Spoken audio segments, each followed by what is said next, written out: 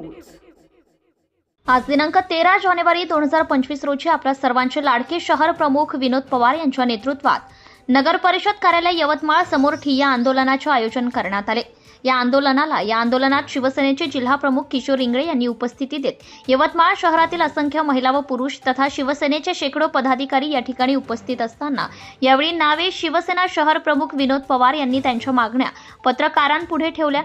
या पुढील प्रमाणे यवतमाळ बहुरूपी समाजाला स्थायिक करून घरकुलाच्या आणि स्वामी योजना समाविष्ट करणे, मालमत्ता पत्रक देणे, टॅक्स कमी करणे, तरी अशा ठिकाणी पूर्ण टॅक्स वसूल करतात अशा ठिकाणी टॅक्स कमी करणे किंवा माफ करणे, रत्नादेवी दवाखाना ते मुंगसाजी महाराज मंदिर पाण्याची टाकी भोसा स्टॉप पर्यंत सौंदर्यीकरण करणे व दोन्ही बाजूला नाली करणे आणि रोडचे डांबरीकरण करणे आणि सांडपाण्याच्या सिमेंट नाल्या बनवणे, सुंदरनगर आणि मंगेश नगर येथील सांडपाणी करण्याची सोय उपलब्ध करून देणे किंवा पक्क्या नालीचे बांधकाम करणे, क्षेत्रातील जिल्हा परिषद अंतर्गत चालणाऱ्या उर्दू व मराठी शाळा नगर परिषदेमध्ये समाविष्ट करून सेमी इंग्लिश करणे व उच्च शिक्षण प्राप्त करून देणे, अशा विविध मागण्या पत्रकारांसमोर बोलत असताना शिवसेना शहर प्रमुख विनोद पवार यांनी पुढे म्हटले,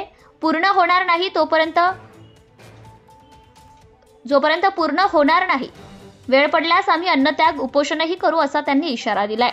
नाही आहे, कोणत्या भागामध्ये पाणी नाही आहे, कोणत्या भागामध्ये बोर नाही आहे आणि मेन विषय म्हणजे प्रॉपर्टीचं जे मिळकत पत्रिका आहे आणि प्रॉपर्टी कार्ड आहे त्याच्याबद्दल आम्ही हे ठिय्या आंदोलन केलेलं आहे आणि यवतमाळच्या विकास कामाच्या बद्दल हे सगळे आमच्या मागण्या आहे। हे समजा पूर्ण नाही केल्या तर आम्ही आमरण उपोषण इथं करणार आहोत।